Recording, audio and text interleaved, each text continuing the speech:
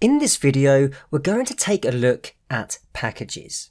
We've already discussed the concept of modules, which can be seen as individual Python files. But what does the term packages mean? Now, if we think about it, when working with files on a computer, it's great to be organized. For example, we may have a directory on our machine which is called music. Inside the music directory, we may have a subdirectory, and this includes the names of different genres. So we could have a folder called rock, we could then have a folder called jazz, and we could then have a folder called pop. Maybe inside these folders, we store the artist names that are associated with those genres. So we could have Ed Sheeran and Beyonce within the pop subdirectory. And then inside the Ed Sheeran folder, we may have a list of the MP3 files for each song that he's written. Now, this would be an organized way of storing your music files on your computer. And it's very similar with respect to packages. In the example I've just walked through, we have a music directory, and in Python, this would be thought of as the package. So where we think of directories, Python would think of them as packages.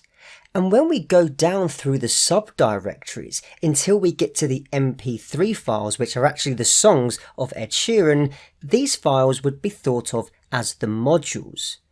So modules can sit within directories or subdirectories. And as you'll soon find out, when you work on applications or programs that grow in size and become bigger and bigger, we start using a lot of modules, a lot of Python files. And therefore, to make our programs more organized, we place similar modules in a single package and other modules that are of similar types in other packages. And this just makes a project or a program a lot easier to manage and a lot easier to navigate.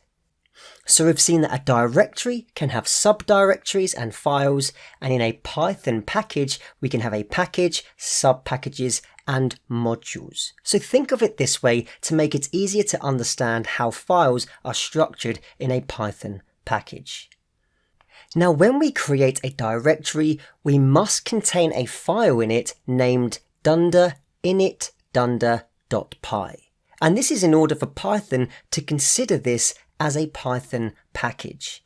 Now, this file can be left empty, and we will be leaving it empty for this example, but we generally place the initialization code for that package in this file. But more on this later. So let's suppose we're creating a sports game. And in this sports game, we can play different sports. So we may, for example, start with the package called sport. Within this package, we then have to include a file called dunder init dunder.py, and this will just be blank for now. We then may want to create sub-packages for different sports. So we may have a sub-package called football, a sub-package called golf, and a sub-package called tennis. Within each of these sub-packages, we need to include a dunder init dunder.py file, just like we did within the main package called sport. Now, within each sub-package, we can then organize our modules. So in the football sub-package, we may want to have a Python file that deals with attack. So for example, telling the player to shoot or telling the player to run. We may have a Python module called celebrate, which handles all the different celebrations that a player can have. And we may have a Python module called defend. Within the golf sub-package, we may have a module called chip, a module called drive, and a module called putt. For tennis, we may have a module called bounce, a module called celebrate, and a module called swing. So this is a simple example of a package that is structured with a sub-package and then respective modules underneath. Now, obviously, we would expect these modules to have different functions that we can call that relate to the specific sport depending on what the player wants to play. And in the next video, we're actually going to create this package and see how we can call the different files using Python code. But I just want to show you how this looks for real packages that are utilized by millions of people around the world.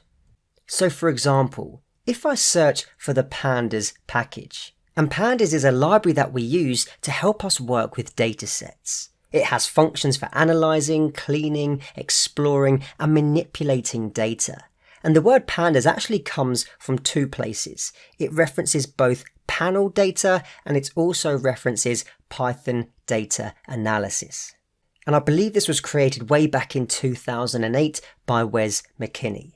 But if you take a look at the file structure, inside the pandas package, you can see that we have an init file, just like we included in the example shown earlier.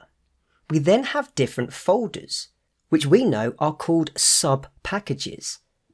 So if we were to go into the core sub-package, once again we see a list of folders or sub-packages, and we have Python files, of which one of them is the init.py file. Now pandas has a data structure known as the series, and if I scroll down, you can see that we have the series module located here. And if I open this up in Visual Studio Code, you can see the code that's been used to create a series data structure. There are 5,006 lines of code in total. And you can see at the top that we have a comment that states that this is a data structure for one-dimensional, cross-sectional and time series data. So if we wanted to create a series in pandas, we're able to do so by accessing the respective module and calling upon the respective method. So hopefully you're starting to see how we can organize files in a way that makes it easier to navigate when working with bigger programs. Now admittedly, when we carry out our example, it's going to be a lot smaller than the pandas library, but you'll get the idea. We have directories, subdirectories and modules, and we can import them into our Python scripts to call upon centralized code that can then be shared with many different people, providing that they have the library installed in a path that is recognizable by the Python interpreter. In the next video, let's create our first package.